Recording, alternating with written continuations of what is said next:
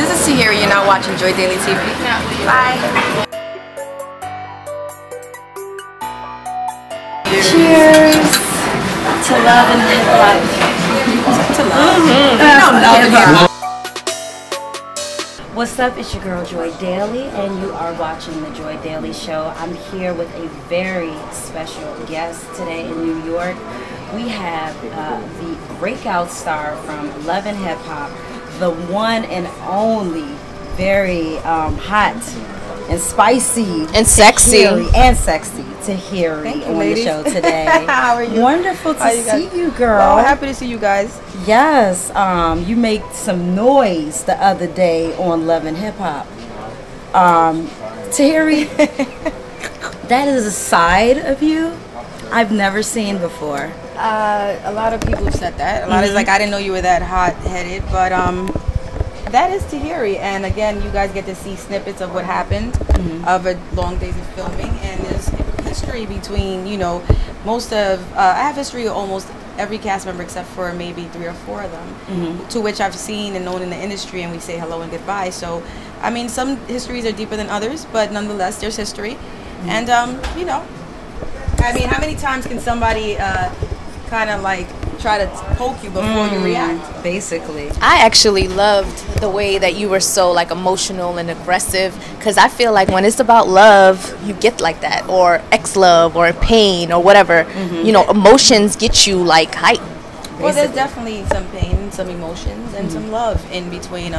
Again, I'm just being me, and I'm just, you know, I'm not even, there's no way I can act and it be so amazing unless I was like really like going for an Oscar or something. right? So that was reality TV for real. Well, that was reality TV for real. I'm in real time.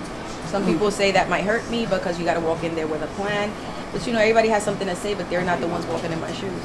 So what type of reaction have you been getting from friends and family since the show? And have you been getting a lot of people coming up to you, talking to you? Well, I just got off the elevator and somebody recognized me, which I mean, it happens, but you know, it's still pretty awesome. It feels really good.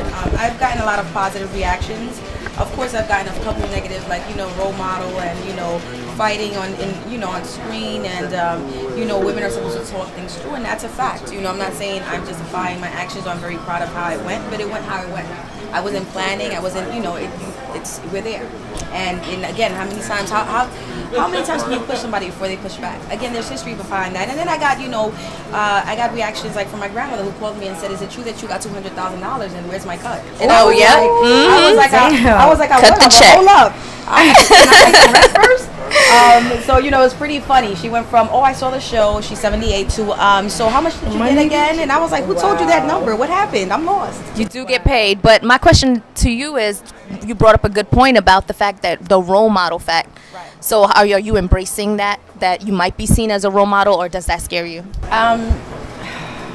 Wow. Of course, you know, kids watch, and you know, even my goddaughter, who's only, you know, 10, who's watching. I wasn't too happy again. I'm being Tahiry, and again, I'm not too proud of the way I reacted to certain situations, but it's in the moment. It is what it is, and it happens in real life. You know, Raqui and we've seen each other a number of times after me not speaking to her, and not even, there was no kind of aggression. I didn't, you know, walk past. She tries to greet. I keep it moving. You know, at this point we're there. You know. And things happen, and things probably would have happened if she would have reacted that way, you know, without a camera. Again, you're in my space, you know, how many times can you push before I push back? I feel like I have to defend myself, I will. So is there any chance that, you know, there could be any reconciliation between y'all two? As of right now, if only the real Raqui stands up. So are you saying that she's being fake for the show? I'm saying that I know she's not about that life. So, you know, you can talk, and that's great when there's security and there's cameras involved and there's radio stations, and, you know, but at the end of the day, you know, eventually the contract is over. Eventually, you know, or maybe, you know, again, I've also thought about, you know, me giving her 5 minutes as I'm speaking about her right now, or me giving her an extra episode, or you being nobody and never having anything going on. So all you have is that story. So you're going to go and call me Bird. You're going to go and pull it up 10 notches because you need this more than I do. Okay. You and Joe Budden's thing, is the relationship is just like gonna be an ongoing thing in your Ploy, life, plot, something that's never gonna be able to, you know, you're never gonna be able to get rid of that. Well, it's felt like that before the cameras. Yeah, right. yeah. Off and on, you know, there's a lot of stuff that's happened throughout 4 years that you guys we didn't document. Some to which we have, and still cause some kind of stir in the industry. But you know, it's been like that for years. You know, it all depends on what he's going through, what I'm going through. If he's involved, all right, takes a break, then 6 months later under my bed, and 6 months later another. Oh my God! You know what I'm saying? I heard about that. We try to figure out the friendship.